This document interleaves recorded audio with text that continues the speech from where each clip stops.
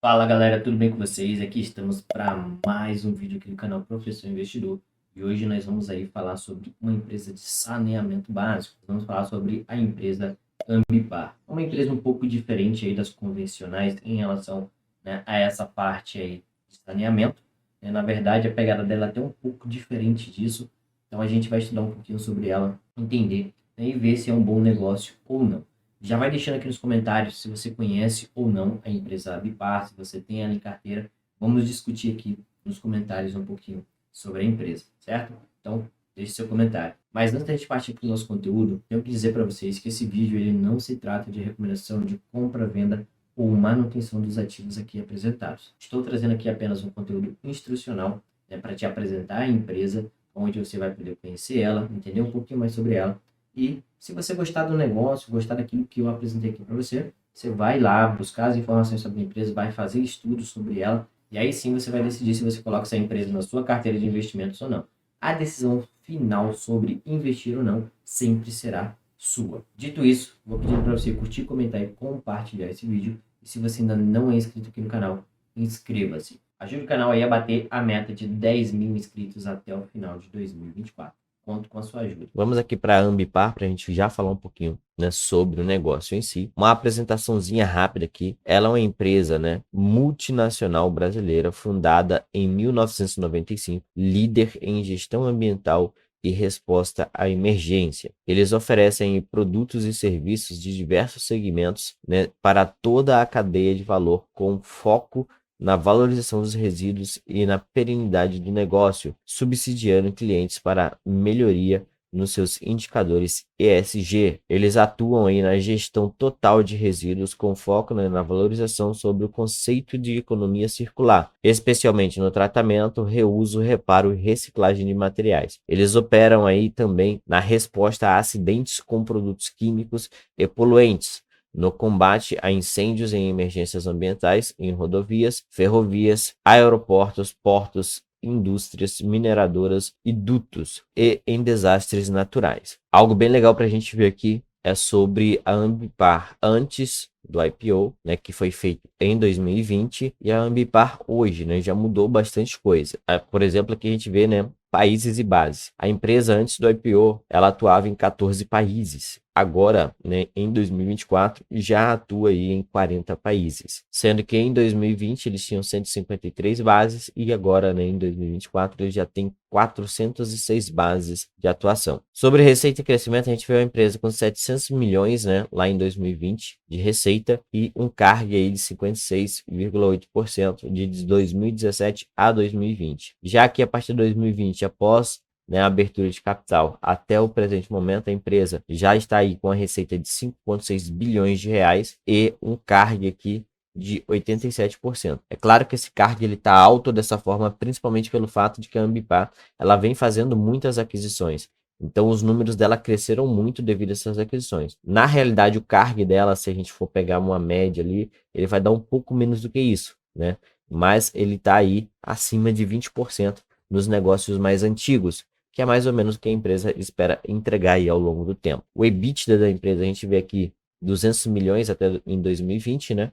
Com 28% de margem. E atualmente, né, em 2024, 1 bilhão aí de receita com 30% de margem. Então, né, uma margem aqui um pouco maior e interessante. É claro que essa margem aqui ela é um pouco volátil, a gente vai ver um pouquinho mais sobre isso. Até então a empresa era privada, né, em 2020, agora em 2024 ela está sendo negociada aí tanto na Bolsa de Valores brasileira quanto na Bolsa de Valores americana. E quando a gente fala aqui de negociação, a gente precisa falar também da estrutura acionária. Atualmente a empresa, né, ela tem aí o controlador com 73% das ações, a tesouraria hoje tem atualmente 2,74% das ações e o free float da empresa está rodando aí na casa de 24%. É um free float ali até interessante, está nas margens de uma empresa aí de novo mercado. Agora vamos dar uma olhadinha nos resultados do primeiro trimestre, né, da empresa, para a gente entender um pouquinho melhor, né, o que a empresa realmente faz, quais são os números dela. E a Ambipar ela é dividida aqui em duas frentes, a Ambipar Ambiente e a Ambipar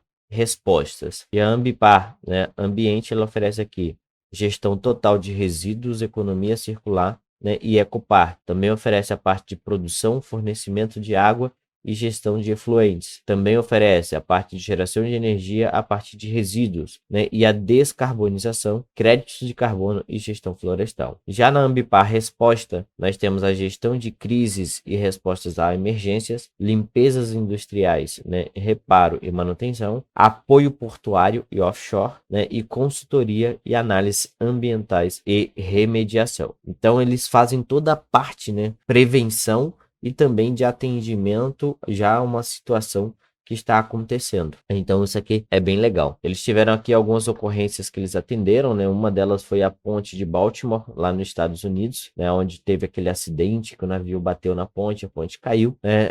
O derramamento de óleo em Trinidad e Tobago e a contaminação por tombamento de caminhão com químicos em Joinville. Então a gente vê aí, né, que eles atendem aí esses acontecimentos extraordinários. Sobre a Ambipar Resposta, né? Os caras têm helicópteros, têm equipamentos diversos, né? Eles estão fazendo atendimento aí a emergências lá no Rio Grande do Sul. Aqui já falando do grupo Ambipar, que seria a consolidação das empresas, eles trazem uma segmentação, né, dos ativos deles e do resultado que cada um vem crescendo, né, ao longo do tempo. Eles têm um legado de 2019, que é antes do IPO. Eles têm as aquisições feitas aí em 2020, aquisições em 2021 aqui em verdinho. Em preto, eles têm aqui a aquisição em 2022 e as aquisições em 2023 em vermelho. A gente vê que o legado deles, né, que é em amarelinho, lá em 2019 era 557 milhões de reais e em 2023 já era aqui de 1,1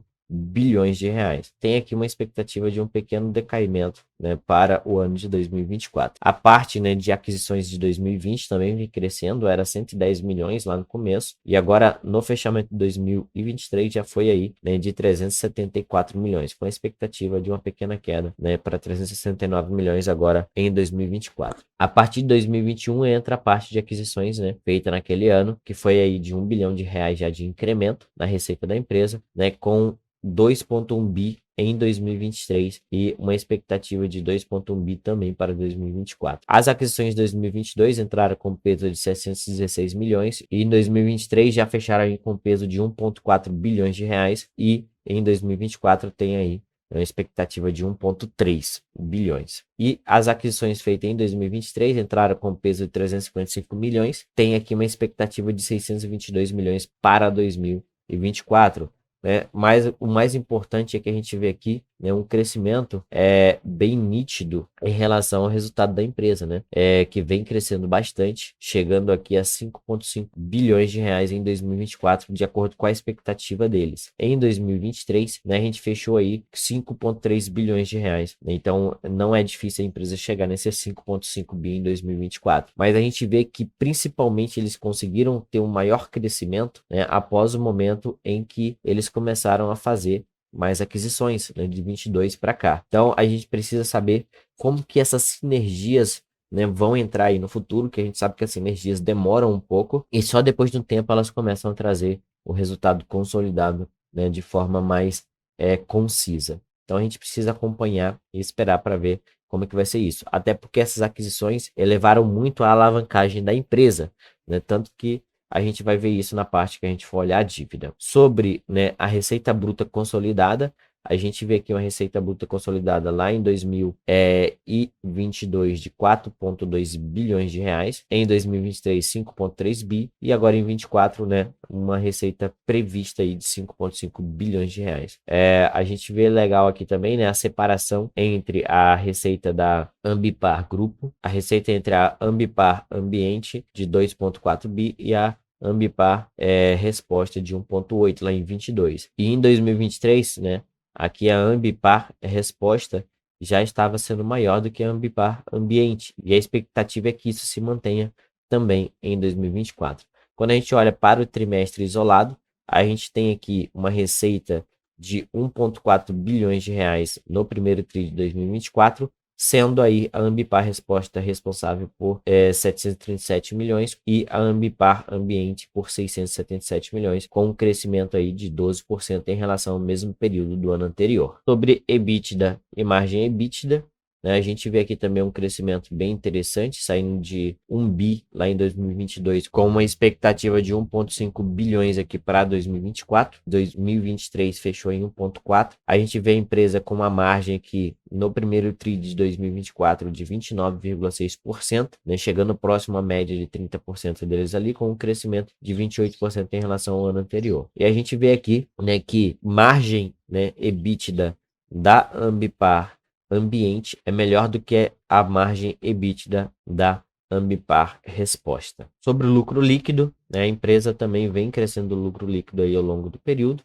22, 108 milhões, 23, 178 milhões e agora em 24 tem uma expectativa de 209 milhões. No primeiro TRI de 2024 eles tiveram aqui um lucro líquido de 42,3 milhões de reais. Tem esse crescimento de 288,9%, só que isso aqui não se apegue muito a isso, né, porque tem alguns pontos. Por exemplo, o lucro líquido do primeiro TRI de 2023, né, ele estava ajustado considerando despesas extraordinárias ou não caixa na listagem que foi feita da empresa lá nos Estados Unidos, na NICE, da Response. E também agora em 2024, no primeiro TRI, eles excluíram aqui as custas de amortização de 136 milhões, o FII de pré-pagamentos de dívida de 51 milhões e a despesa de maior juros por conta da liability, né, managente de 57 milhões. Quando a gente for olhar a geração de caixa da empresa, vocês vão entender que apesar dela ter tido esse lucro líquido aqui de 42 milhões, né, a gente vai ver que a geração de caixa ela praticamente foi nula,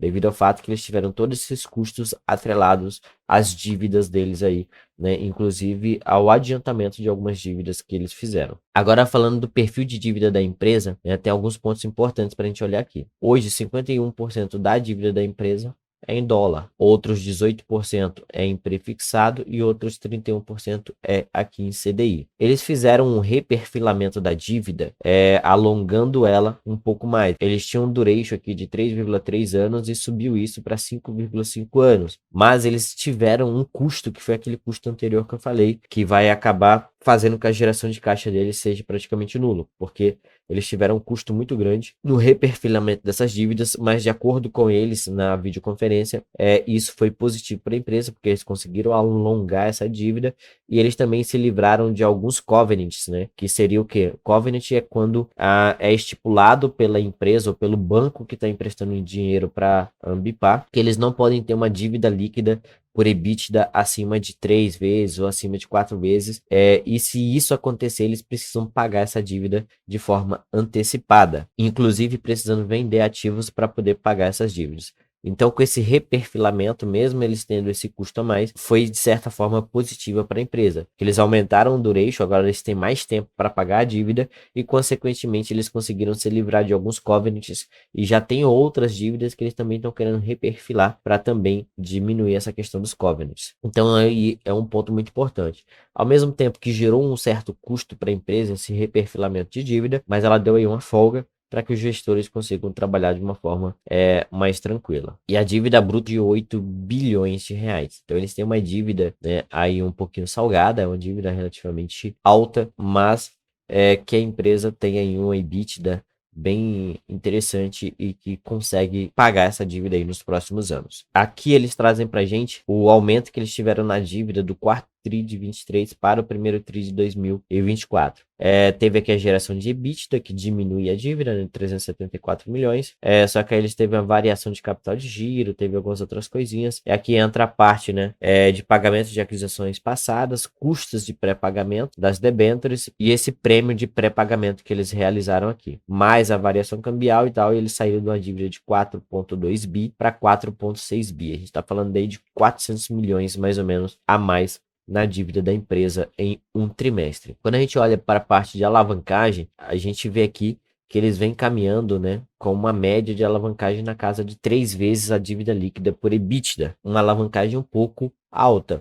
Eles falam de diminuir essa alavancagem aqui para casa de 2,5, para eles ficarem trabalhando ali entre 2,5 e 3, manter abaixo desses 3 vezes aqui. A gente vê que a dívida líquida, né, da empresa vem aqui caminhando entre 4 e 4,5 bilhões, né? Então aumenta, diminui, aumenta. O EBITDA deles vem crescendo, né? A gente vê aqui isso de forma clara, e isso é importante. Lá no primeiro TRI de 23, o EBITDA deles era de 1,1 bi, e agora no primeiro TRI de 2024 foi de 1,4 bi, né, com uma leve redução aqui em relação ao quarto trimestre de 2023. Então a gente vê, né, que ao longo do tempo o EBITDA da empresa vem tendo aqui um crescimento, e isso é muito importante para poder diminuir essa questão dessa relação da dívida líquida pelo EBITDA, né, e também dar um maior conforto de pagamento das dívidas pela empresa. Então aqui, ó, olhando para o fluxo de caixa da empresa, a gente vai entender um pouco melhor, né, para a gente não olhar só aquela parte do lucro líquido lá, 400 milhões de lucro, né, porque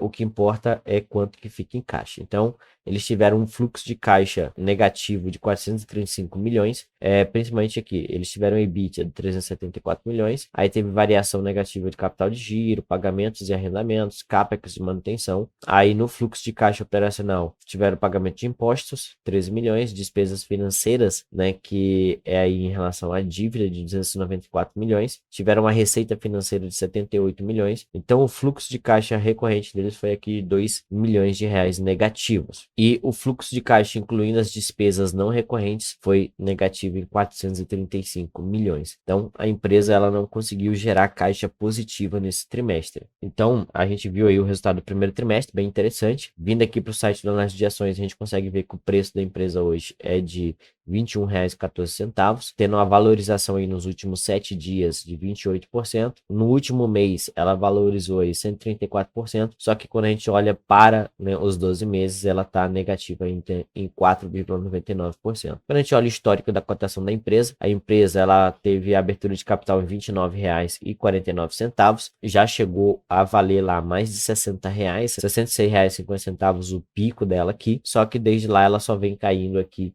chegando ao fundo do poço ali em R$ 8,00, e agora, né, ela saiu de 8 lá para 21,14, né, um crescimento de mais de 100% aqui. Então a gente vê que a empresa ela está voltando, né, a subir sua cotação muito pela expectativa da melhora nos resultados e também devido às aquisições. O lucro por ação da empresa foi negativo em R$ 1,26 no ano de 2024, no primeiro trimestre.